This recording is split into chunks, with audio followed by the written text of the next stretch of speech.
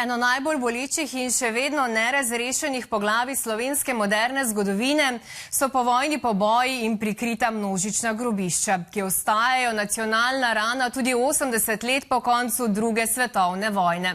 Več 10 tisoč vojakov in civilistov je leta 1945 nova komunistična oblast usmrtila brez sojenja ter skrivaj pokopala na različnih krajih po Sloveniji.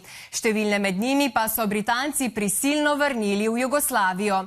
Spomin na te dogodke še danes deli slovensko družbo in prav zato je v teh dneh v Sloveniji skupina obiskovalcev iz Združenih držav Amerike, med katerimi so številni potomci žrtev povojnega nasilja.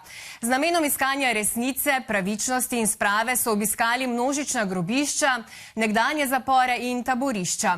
Pobudnica te odprave pa Marija Velikonja, vnukinja Narteja Velikonje, ki so ga junija 1945 usmrtili pripadniki komunističnega režima. O njegovem tragičnem življenju in sojenju je izdala dvojezično knjigo Narte Velikonja, Proces, usmrtitev, oprostilna sodba. Sicer je Marija Velikonja ameriško-slovenska državljanka, upokojena odvetnica in nekdanja agentka ameriškega zveznega preiskovalnega urada FBI. V letih 1998 in 1999 je v Sloveniji kot gostujoča predavateljica sodelovala na Pravni fakulteti Univerze v Ljubljani ter na Policijski akademiji. Danes pa je naša gostja. Miss Velikonja, welcome. Thank you for being here. Thank you very much. I'm very pleased to be here. So let's start with the purpose of your visit. What inspired you to organize this tour through Slovenia's post-war sites, and why now? Very good questions. I have been working on this issue actually for many years. I started thinking about it when I was an investigator at the ICTY from 1994 to 1997, and I thought that when I had the time that I would come to the country and address the situation from World War II, which I see as unresolved. I've been working on a book on my father for over 10 years, and I've done a lot of research. And in the process of that, several years ago, I started planning for a possible tour to bring Americans, many of whom who have not had the opportunities that I have had working and traveling throughout former Yugoslavia, to see and explore what it might have been like in World War II. And at the beginning, I mentioned your book based on your grandfather's post-war trial. Could you briefly tell us his story, please? I grew up only knowing that he had been wrongfully executed.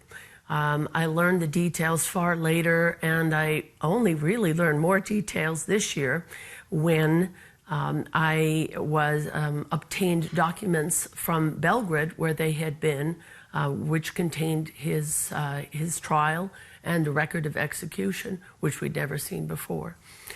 I was curious to see what the document said. I've heard what many people have said about him throughout my life, and it was very interesting to read about this person.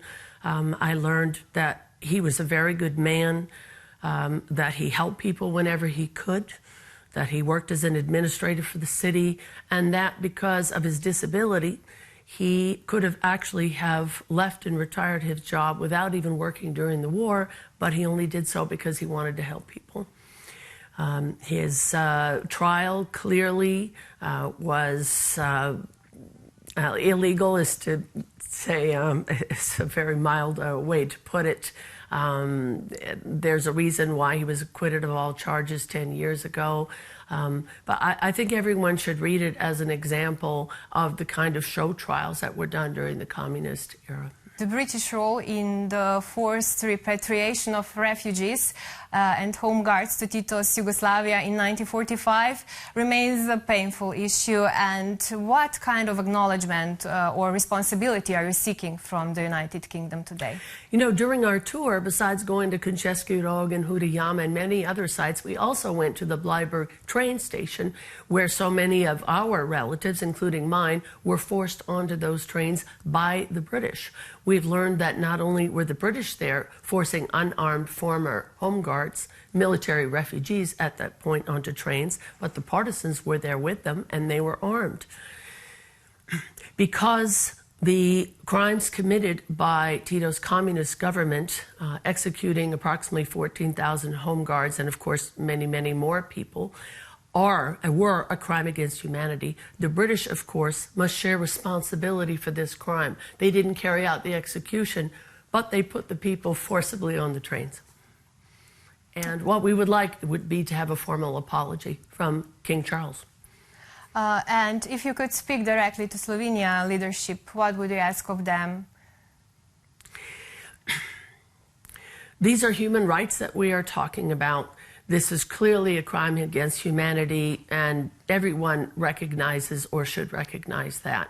In order to move forward in a society based on working in 40 countries like I have on democratic principles, it's necessary that the majority of a population recognize some basic facts. If the majority of the population in Slovenia does not recognize and admit that this is a crime against humanity that should not have happened, you can't have true democracy in this country. And this is why I'm doing this, and this is why I brought 20 experts who worked for free for me.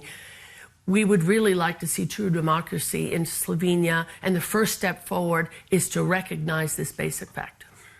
Thank you for joining us today and for your insights and sharing your story. We wish you a pleasant stay here in Slovenia and have a safe trip back home. Thank you very much for having me.